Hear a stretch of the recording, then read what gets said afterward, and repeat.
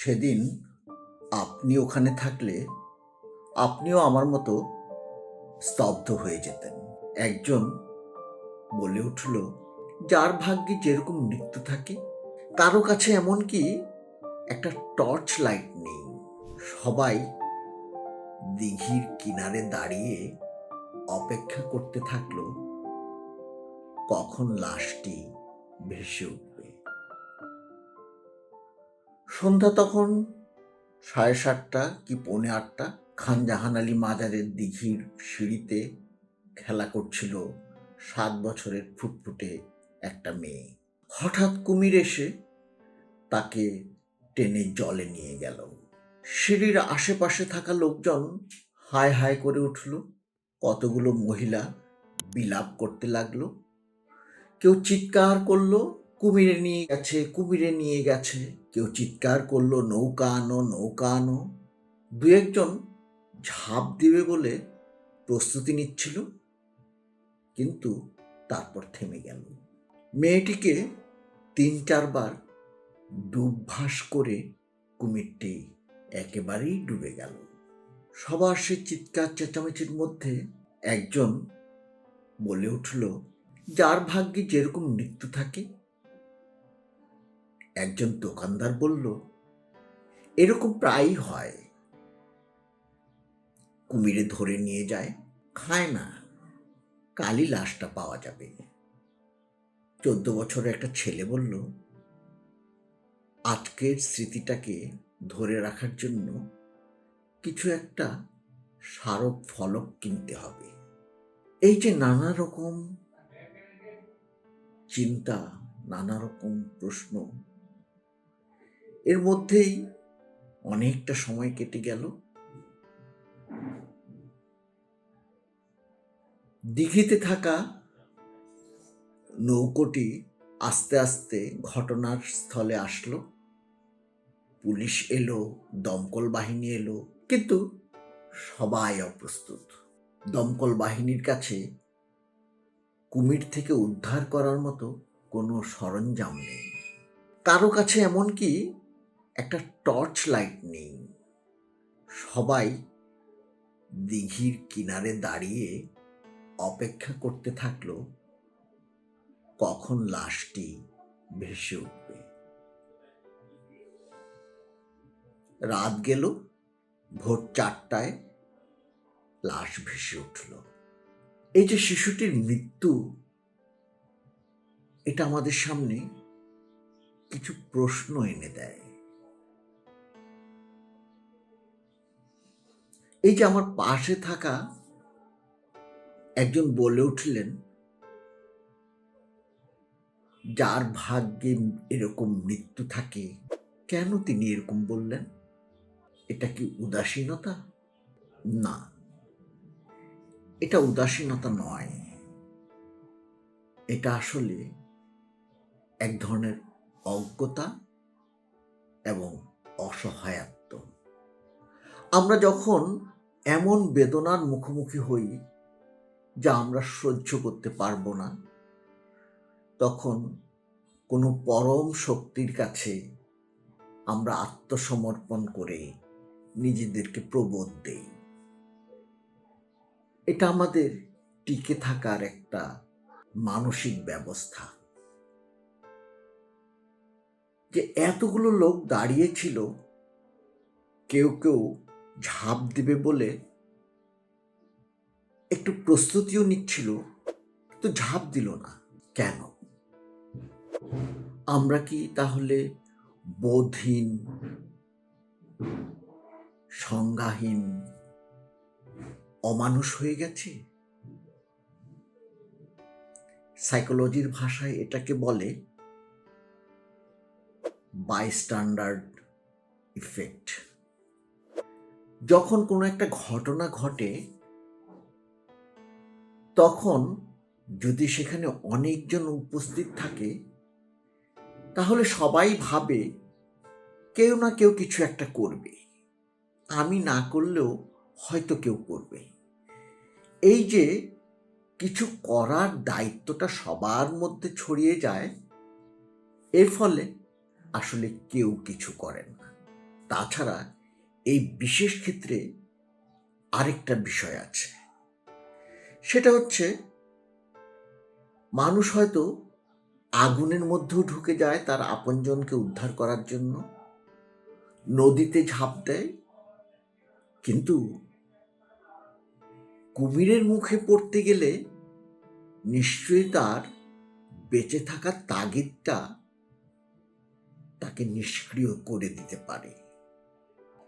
যে ঝাঁপ দেবে সে ভাবছে ঝাঁপ দিলে তো আমার নিশ্চিত মৃত্যু, তাই সে ঝাঁপ দিচ্ছে না। এটা তার কাপুরুষতা না, এটা তার নিজেকে বাঁচিয়ে রাখার প্রচেষ্টা। সবশেষ যে প্রশ্নটি আসে তা হচ্ছে, এই যে একটা পর্যটন এলাকা যেখানে একটা বিপদের সমূহ সম্ভাবনা আছে, সেখানে আমাদের মোকাবেলার প্রস্তুতিটা কোথায়? আমাদের দেশে একটা কথা প্রচলিত আছে, বিপদের হাত পা নেই। কথাটা আসলে কিছুটা অনিশ্চয়তাবাদিতা এবং কিছুটা ভাগ্য নির্ভরতা। বিপদ আসলে কখন আসবে তা আমরা ঠিক জানি না, কিন্তু কোনো একটা ঘটনায় কিংবা কোনো একটা ব্যবস্থায় কি কি বিপদ ঘটতে পারে তার কিন্তু জ্ঞান মানুষের আছে, এবং সেই জ্ঞান মানুষ ব্যবহার করছে। আমরা যদি মানুষের জীবনের মূল্য দেই এবং মানুষের জীবনকে সত্যিকারভাবে প্রয়োজনীয় মনে করি, তাহলে পর সেই জ্ঞান আমাদেরকে ব্যবহার করতে হবে। দুর্ঘটনা যেন না ঘটে সেই ব্যবস্থা নিতে হবে। যদি দুর্ঘটনার প্রতিরোধের ব্যবস্থা না নিয়ে কোনো দুর্ঘটনা ঘটে, তাহলে সেটা দুর্ঘটনা থাকে না, সেটা আসলে অবহেলাজনিত অন্যায় হয়ে পড়ে, এবং এই অন্যায় থেকে আমাদের অপরাধ বোধ হওয়া উচিত, যা আমাদেরকে ভবিষ্যতে সতর্ক হওয়ার জন্য সচেষ্ট করবে। এই ঘটনার সময় আমি নিজের মধ্যে খুব অস্থিরতা বোধ করছিলাম, যদিও আমি স্তব্ধ ছিলাম, কিন্তু বুঝছিলাম যে নিজের মধ্যে খুব অস্থির বোধ করছি, খুব অল্পতেই খিটখিটে হয়ে যাচ্ছিলাম, আমার আশেপাশে লোকজনদের সাথে খিটমিট করছিলাম। তার মানে হচ্ছে এই ধরনের ঘটনা আপনার মধ্যে কিছু মানসিক সমস্যার জন্ম দিতে পারে। যদিও যারা প্রত্যক্ষদর্শী অথবা পরোক্ষভাবে টিভি রেডিওতে ঘটনাটি দেখেছেন, শুনেছেন, তাদের মধ্যে সবারই মানসিক সমস্যা হবে না, তবে কারো কারো এটা হতে পারে। কি কি হতে পারে? প্রথমত হতে পারে অ্যাকিউট স্ট্রেস রিঅ্যাকশন, অর্থাৎ তাৎক্ষণিক মানসিক চাপের প্রতিক্রিয়া। এই প্রতিক্রিয়াতে আপনি স্তব্ধ হয়ে যেতে পারেন, আপনার মাথা ঝিমঝিম করতে পারে, হাত পা খালি লাগতে পারে, শরীর শিরশির করতে পারে, বমি বমি বোধ করতে পারেন। এই প্রতিক্রিয়া বেশ কিছুদিন চলতে পারে। আপনার রাতে ঘুমের সমস্যা দেখা দিতে পারে, খাওয়া দাওয়ায় সমস্যা হতে পারে, কিন্তু অধিকাংশ ক্ষেত্রেই সমস্যাটি কিছুদিনের মধ্যেই ঠিক হয়ে যায়। কারো কারো মধ্যে এই সমস্যাটা দীর্ঘদিন ধরে প্রতিক্রিয়া সৃষ্টি করতে পারে। যেমন এই ঘটনার চিত্রটি তার মনে বারবার ভেসে উঠতে পারে, তার মনে হতে পারে ঘটনাটি যেন এখনো ঘটছে। তার মেজাজ খিটখিটে হতে পারে, সে বিষণ্ণ বোধ করতে পারে, হঠাৎ হঠাৎ কেঁপে উঠতে পারে, খাওয়া দাওয়া ঘুমে অনিয়ম দেখা দিতে পারে, পানি বা কুমিরের কথা শুনলে খুব ভয় পেয়ে যেতে পারে। এটাকে বলে পিটিএসডি। সাধারণত নিজে কোনো জীবন মরণের সমস্যা, এই সমস্যার মধ্যে পড়লে অথবা কেউ এই সমস্যায় পড়েছে এমন কাউকে দেখলে এটা হতে পারে। এছাড়া সার্ভাইভাল গিল্ট নামে একটা বিষয় আছে, অর্থাৎ সে মরে গেল, আমি কেন বেঁচে থাকলাম, কিংবা এই যে বিষয়টা ঘটলো আমি কিছু করতে পারলাম না, আমি কি একজন কাপুরুষ, আমি কি একটা অমানুষ, আমার হৃদয়টা কি এতই নির্মম। আসলে মানুষ যখন জীবন মরণ সমস্যায় চলে আসে তখন তার মধ্যে তিনটা প্রতিক্রিয়া হতে পারে।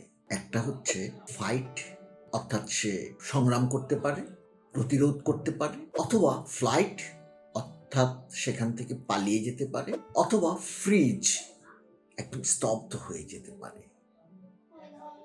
পরিবেশ, পরিস্থিতি এবং ব্যক্তি বিশেষে এই ধরনের প্রতিক্রিয়া হয়ে থাকে। তাই আপনার সার্ভাইভাল গিল্ট ফিলিং যেটা হয় সেটা আসলে পুষে রাখার কিছু নাই, কারণ আপনি বেঁচে আছেন এর মানে এই নয় যে আপনি প্রতিক্রিয়া করেননি। এই যে আপনার মধ্যে গিল্ট ফিলিং হচ্ছে তার থেকে বোঝা যাচ্ছে ঘটনাটি আপনাকে নাড়া দিয়েছে। আমার পাশে 14 বছরের কিশোরটি যে প্রতিক্রিয়া করছিল তাকে দেখে হয়তো আপাতভাবে বেশ স্বাভাবিক মনে হচ্ছে, হয়তো স্বাভাবিক হয়েও যেতে পারে, কিন্তু একটা মনে রাখতে হবে শিশু কিশোরদের মধ্যে এ ধরনের চাপের প্রতিক্রিয়া একটু দেরিতে ঘটে। তখন তারা বিষণ্ণ বোধ করে, খিটখিটে মেজাজ হয়ে যায়, খাওয়া ঘুম ব্যাঘাত ঘটে, খেলার সঙ্গীদের সাথে আর খেলতে চায় না। তাই এসব বিষয়ে আমাদেরকে সতর্ক হতে হবে। যে ঘটনার জন্য আজকের এই ভিডিও সূত্রপাত, আমরা আশা করতে চাই এ ধরনের মৃত্যু যেন আর না ঘটে, এ ধরনের দুর্ঘটনা যেন আমরা আর না দেখি। সেজন্য এই মৃত্যুর মধ্য দিয়ে আমরা যদি সতর্ক হই এবং ভবিষ্যতে অন্যের মৃত্যুকে আমরা ঠেকাতে পারি, তাহলেই এই মৃত্যু নিয়ে এই আলোচনা, এই দুঃখ করা, এই বিলাপ সার্থক হবে। দর্শক ভালো থাকবেন। আজকের মতো এখানেই শেষ করছি। ভিডিওটি ভালো লাগলে লাইক, শেয়ার, কমেন্ট করবেন। মনস্তাত্ত্বিক কোনো সমস্যা নিয়ে আপনাদের কিছু জানার থাকলে কমেন্টে জানাবেন, আমি উত্তর দেব। দেখা হবে অন্য কোনো দিন অন্য কোনো ভিডিও নিয়ে। ততদিন ভালো থাকবেন। ধন্যবাদ।